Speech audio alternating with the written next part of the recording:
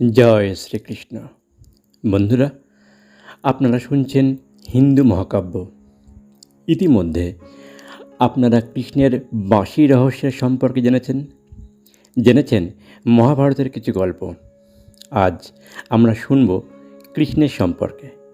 না, কোনো বিশেষ ঘটনা নয়, কৃষ্ণ সম্পর্কিত বিবিধ তথ্যের মধ্যে আমি আজ আপনাকে শোনাব 30টি চমকপ্রদ তথ্য। সম্পূর্ণ ভিডিওটি দেখার পর যদি আপনাদের কোনো বিশেষ অংশ সম্পর্কে বিশদে জানার ইচ্ছে হয় তাহলে আমাকে কমেন্ট করে জানাবেন। আমি অবশ্যই সেই বিষয় নিয়ে ভিডিও বানাবো।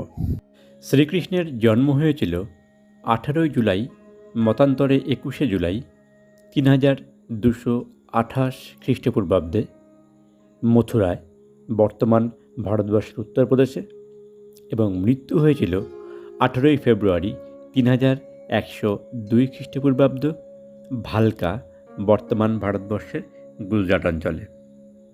বর্তমান বছরে অর্থাৎ ইংরাজি 2024 সালে শ্রীকৃষ্ণের 5252তম জন্মদিবস পালন হবে। তবে এই নিয়ে মতভেদ বর্তমান। শ্রীকৃষ্ণের জন্মদাতা পিতার নাম বসুদেব এবং জন্মদাত্রী মাতার নাম দেবকী। শ্রীকৃষ্ণের পালক পিতার নাম নন্দ এবং পালক মাতার নাম যশোদা। শ্রীকৃষ্ণের ভ্রাতার নাম বলরাম, ভগিনীর নাম সুভদ্রা এবং পালিত ভগিনীর নাম যোগমায়া। শ্রীকৃষ্ণের প্রধান স্ত্রীর নাম রুক্মিণী। শ্রীকৃষ্ণের সন্তানদের নাম প্রদ্যুম্ন, শাম্ব, ভানু ইত্যাদি। বৈষ্ণব ঐতিহ্য অনুযায়ী শ্রীকৃষ্ণকে বিষ্ণুর অষ্টম অবতার হিসেবে স্বীকৃতি দেয়। বলা হয়ে থাকে শ্রীকৃষ্ণ বিষ্ণুর পূর্ণ অবতার। বিষ্ণু 3 বার ভিন্ন ভিন্ন যুগে দেবকীর গর্ভে জন্ম নিয়েছেন। তৃতীয়বার এসেছেন দ্বাপর যুগে কৃষ্ণরূপে। শ্রীকৃষ্ণকে জানার জন্য 4টি গ্রন্থ গুরুত্বপূর্ণ: মহাভারত, হরিবংশ, ভাগবত পুরাণ এবং বিষ্ণু পুরাণ। কৃষ্ণের মাতা দেবকীর প্রথম 6 সন্তানকে কংস হত্যা করেন। সপ্তম গর্ভের সন্তান স্থানান্তরিত হয় রোহিণীর গর্ভে এবং বলরাম রূপে জন্ম নেয়। দেবকীর অষ্টম গর্ভের সন্তান হলেন শ্রীকৃষ্ণ। শ্রীকৃষ্ণ পুতনা রাক্ষসীকে হত্যা করেন মাত্র 6 মাস বয়সে।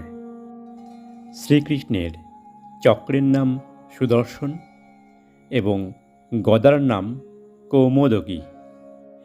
বিষ্ণুর ষষ্ঠ অবতার পরশুরাম শ্রীকৃষ্ণকে সুদর্শন চক্র দিয়েছিলেন। শ্রীকৃষ্ণের শঙ্খের নাম পাঞ্চজন্য। শ্রীকৃষ্ণের ধনুকের নাম সরঙ্গ এবং খড়গের নাম নন্দক। শ্রীকৃষ্ণের বাহনের নাম গরুড়। আদি গ্রন্থ ঋগ্বেদে শ্রীকৃষ্ণের কোনো উল্লেখ নেই। জৈন মত অনুসারে শ্রীকৃষ্ণ ছিলেন তীর্থঙ্কর নেমিনাথের কাকাতো ভাই। বৌদ্ধ জাতকে শ্রীকৃষ্ণের উল্লেখ রয়েছে। এমনকি শিখ পুস্তক 24 অবতারে শ্রীকৃষ্ণকে কৃষ্ণ অবতার হিসাবে উল্লেখ করা হয়েছে। 180 খ্রিস্টপূর্বাব্দে ইন্দো গ্রিক রাজা আগাথোক্লিসের মুদ্রায় প্রাচীনতম শ্রীকৃষ্ণের ছবি পাওয়া যায়। ভিয়েতনাম ও কম্বোডিয়ার মধ্যযুগীয় শিল্পকলায় শ্রীকৃষ্ণের অস্তিত্ব রয়েছে। থাইল্যান্ডের ফেচাবুন অঞ্চলে প্রচুর কৃষ্ণের ভাস্কর্য পাওয়া যায়। ভারত সহ সারা পৃথিবী জুড়ে অসংখ্য কৃষ্ণ মন্দির বর্তমান। তার মধ্যে কিছু বিখ্যাত মন্দির হল ব্রজ হিন্দু মন্দির পেনসিলভেনিয়া, শ্রী কুঞ্জবিহারী মন্দির মালয়েশিয়া, শ্রী গোবিন্দজি মন্দির ইম্ফল, রাধা মদনমোহন মন্দির বৃন্দাবন, পার্থসারথী মন্দির চেন্নাই, কান্তজিউ মন্দির বাংলাদেশ, বৃন্দাবন চন্দ্রোদয় মন্দির, নিউ বৃন্দাবন পশ্চিম ভার্জিনিয়া, মায়াপুর চন্দ্রোদয় মন্দির, বাঁকে বিহারী মন্দির বৃন্দাবন। শ্রীকৃষ্ণের জন্মতিথিকে উল্লেখ করে একটি বিখ্যাত উৎসব হল দহি হান্ডি। এই উৎসবকে তামিলনাড়ুতে বলা হয় উড়িয়াদি। শ্রীকৃষ্ণের সর্বাধিক প্রচলিত নাম দুটি হল গোবিন্দ ও গোপাল। ভারতবর্ষের বিভিন্ন প্রদেশে শ্রীকৃষ্ণের বিভিন্ন নাম প্রচলিত।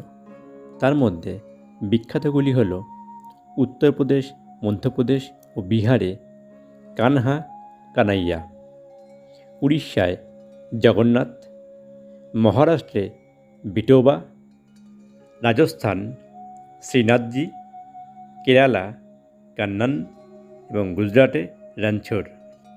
শ্রীকৃষ্ণের নিজে হাতে তৈরি নগরের নাম দ্বারকা। অন্ধ ধৃতরাষ্ট্র একবার দিব্য দৃষ্টি লাভ করেন যখন শ্রীকৃষ্ণ বিরাট রূপ ধারণ করে সুদর্শন চক্রের দ্বারা শিশুপালকে বধ করেন। আজ এই পর্যন্তই। সবাইকে জন্মাষ্টমীর শুভেচ্ছা। চ্যানেলটি সাবস্ক্রাইব করবেন। ভালো থাকবেন।